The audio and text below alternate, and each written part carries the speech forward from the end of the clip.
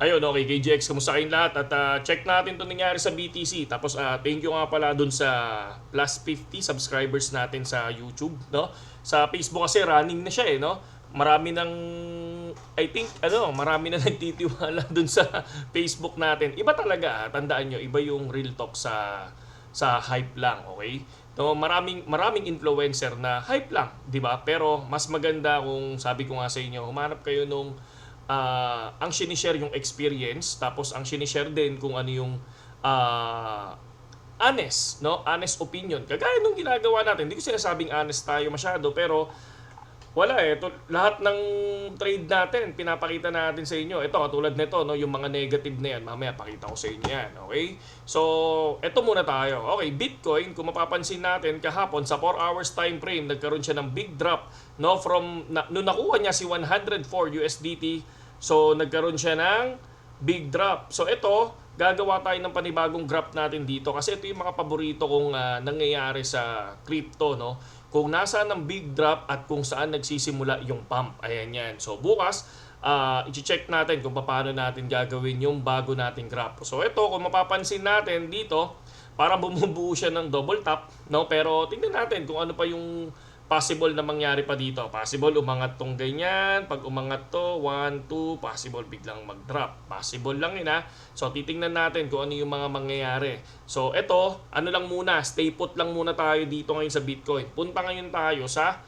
ETH mga idol, no? ETH, kung mapapansin nyo, sabi natin kahapon kung confirm na yung alt season. So ito yung nangyari sa ETH. I think sa 1 day tayo pupunta. Sa 1 day time frame, kung mapapansin nyo, ito yung ginuhit natin, di ba? Naalala nyo to? Kung titignan nyo, nag-pump siya, pero sumakto siya dun sa ginuhitan natin mga lods, no? So ibig sabihin, rejected siya dito sa 4,050, 4,070, hindi, 4,060.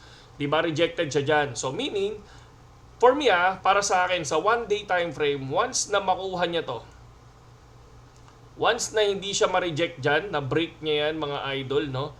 So nagkaroon ng additional na candle dito above dyan, no, mismo sa mismong blue line natin na yan, possible magkakaroon ng pump si ETH. Yun lang yun and then once na nagkaroon ng pump si ETH, ang susunod na dyan is yung mga middle, tawag dito, yung mga middle market cap. Ito yung mga top 10 tokens, no, na tawag dito na nandoon sa high market cap ng CoinGecko. So check nyo lang yung mga yon mga idol, di ba? So check natin ngayon si XRP, no. KGX masyado nang mataas yan si ETH, no. Susugal pa ba tayo dyan? Baka mamaya mag-drop na yan. Tama kayo, no, masyadong mataas na yan. No, may ano na yan, possible baka biglang mag-drop na yan, di ba? Pero kung titingnan niyo naman ang nangyari sa Bitcoin, tingnan niyo ito ano lang to, comparison lang to. Kumbaga para at least kahit papaano, pare-parehas tayong mag-analyze, hindi yung, di ba? Minsan sinasabi nila, mataas na yan KGX, baka mamaya biglang bumagsak yan. Tingnan niyo tong Bitcoin mga lodi. Kung titingnan niyo dito sa 73,000, mataas na yan. Marami nagsasabi na mataas na yan, babagsak na yan. Magpo-48 yan, magpo-45 yan, magpo-42 yan. Ayun, biglang lumipad, no? Pagdating dito, no? Pagdating naman dito sa 80,000, no? Mataas na yan KGX. Ito, kaya may guhit tayo. Tingnan nyo. Tingnan nyo tong guhit natin. 'Di ba? Meron tayong rising wedge pattern dito. Sabi nila, KGX, mataas na yan. Babagsak yan, KGX, no? Puro babagsak yung naririnig nyo, no? Kaya ako, gumuguhit ako. Kapag nakuha yung support ko, edi babagsak, 'di ba? Kapag hindi nakuha yung support ko, tinamaan ng resistance, edi for me lilipad. Ganun lang yun 'Di ba? Maglalaro sila diyan. Kung kunyari bumagsak man yan, okay, sige, at hindi naman nakukuha yung support ko Hindi ko pwedeng sabihin na babagsak yan, okay? So ayan yun. So ngayon, sa pulang rising wedge pattern, ayun, biglang lumipad, no? Lumipad ulit hanggang saan? So 99,000, tapos biglang nagkaroon na ng drop. So nagkaroon ng drop, tingnan nyo, yung mismo ginuhitan naman natin na symmetrical triangle, sakto din siya. No, rejected din siya, and then sabi nila babagsak na yan KGX, hindi aabot ng 100k yan. Bago umabot ng 100k yan, babagsak muna yan, magdidip muna yan. Doon na naman tayo sa guhit bata natin. Yun na naman yung susundin natin ngayon. Eto, susundin ko yan. Ayun, biglang lumipad ng 104. 'Di ba? Paglipad ng 104, ayan, nagkaroon ng drop. Pero kung titingnan nyo, nagkaroon ng drop, pumasok pa rin doon sa pinaka-support natin, 'di ba? So hindi ko pa pwedeng sabihin na babagsak to si Bitcoin ngayon. Okay? Ang sabi ko noong nakaraan, possible 110.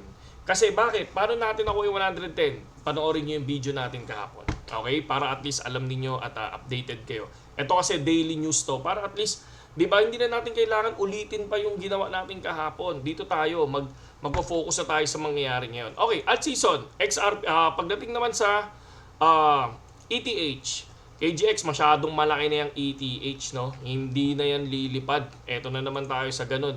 Okay, hindi na naman yan lilipad. Tulad ng sinabi ko, hanggat hindi nakukuha sino.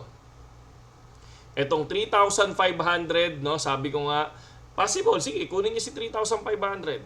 Di ba?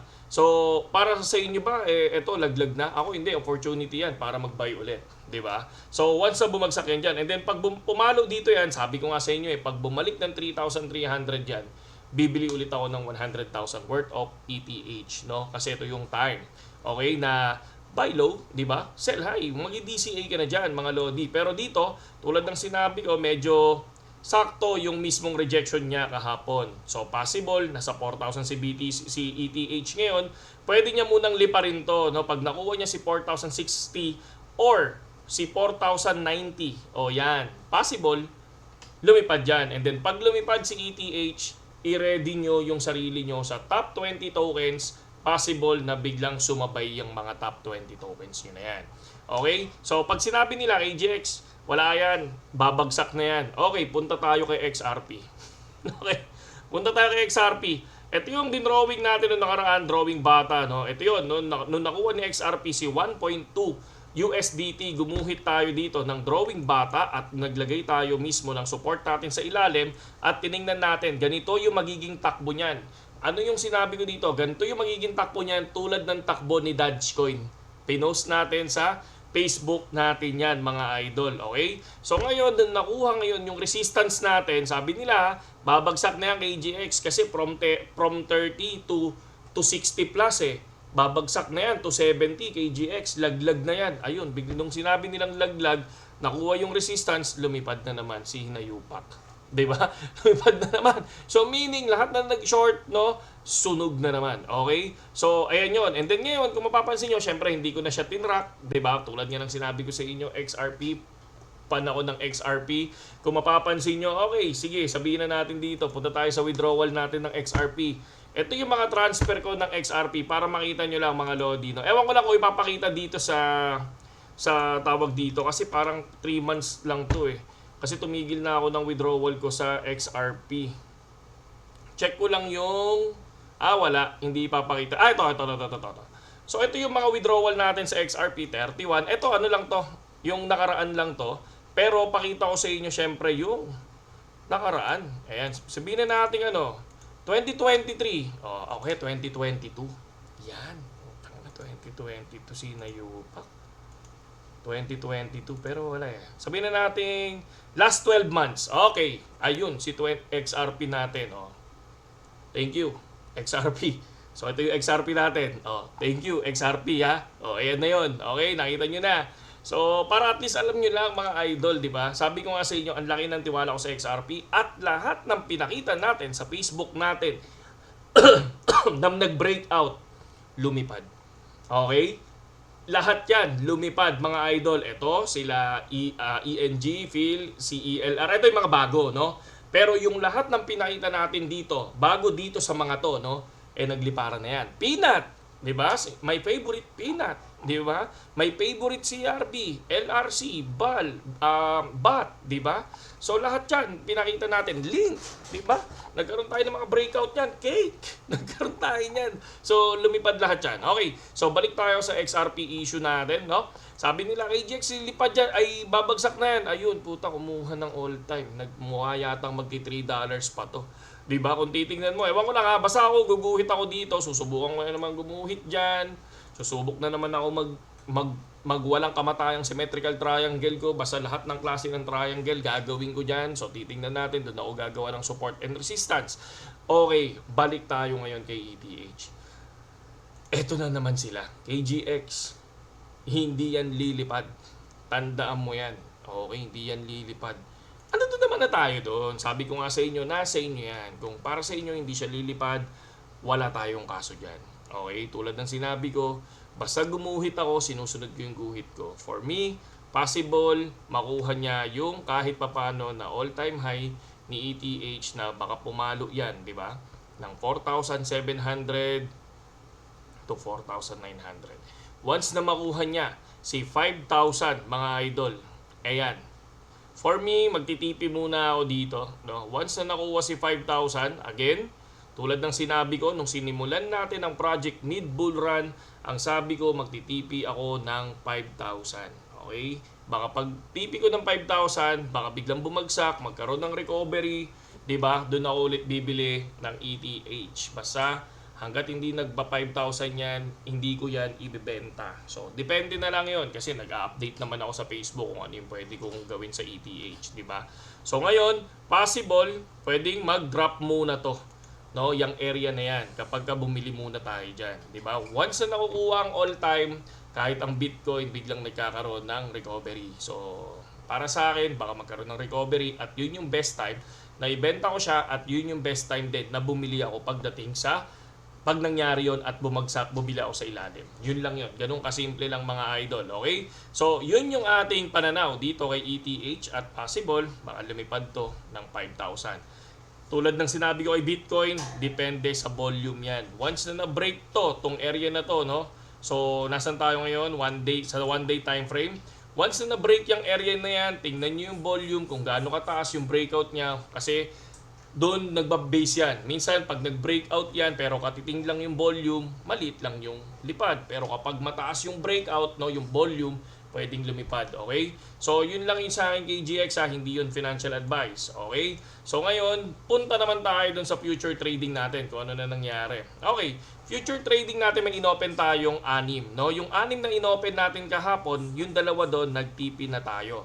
Okay, eto yung kahapon. So, kung mapapansin nyo, masyadong malaki yung mismong negative kahapon. So, ngayon, nagre-recover dito kay NIR, 6%. Dito kay TRX, nag-12% na lang to kanina, ngayon 36%. So, ito yung pinakamataas natin, si TRX, negative siya, no? So, ngayon, dito naman kay Dogecoin, so Dogecoin, positive na tayo, kahapon negative tayo, no? So, positive 6 na tayo kay Dogecoin at kay XLM is positive $3. And then, ang ginawa ko, binenta ko si Galacoin natin. Si Galacoin, binenta natin at pumunta tayo kanino? Kay ETH. Medyo high risk si ETH, okay?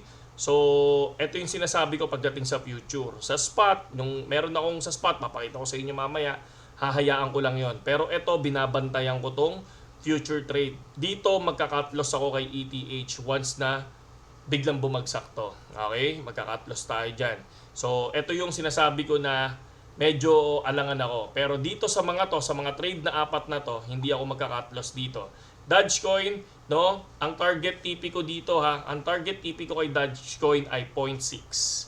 0.6, no? Yun yung target ko diyan. 0.55 or 0.6, yan ang target natin diyan. XLM, basta nag 100% or 50% profit, magtitipi tayo kay XLM. Okay? Kay TRX, once na mag-positive to, magtitipi na ako kay TRX, no? Pero ito si Doge and ETH, titingnan natin kung ano yung possible na pwedeng mangyari dyan. Okay? So, sa future, ako, hindi ko kayo pinipilit na mag-future kay ETH, no? Pero ako nag-future ako dyan. And then, pakita natin yung ating, syempre, no? Yung ating assets, no, pagdating sa spot. Kasi ganoon naman tayo, every video pinapakita natin yan. Natatawa nga ako dun sa nag-comment, dun sa, kasi minsan, di ba, nasa kotse lang ako, di ba? Nasa kotse lang ako. And then, hindi ko naman siya masisi kasi nga, sabi niya, ipakita mo kasi hindi mo naman pinapakita yung sa spot mo. Every time, pinapakita natin. Okay, yung Dogecoin natin kahapon, positive 4,000 tayo. Ayan, no? Positive 4,000 tayo kay Dogecoin. Eto. 4,000 na. So, yung kinikita natin kay Doge, kasi binili natin yan ng worth 68,000. Dito natin makikita yan, mga idol. So, ayan.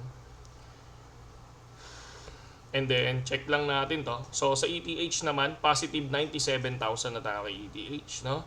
And then, kay paring SLP natin, 3,000 tayo. And then, sorry kay Gala, ginamit ko muna siya sa trading, tulad ng ginawa ko kanino, kay Ron Token.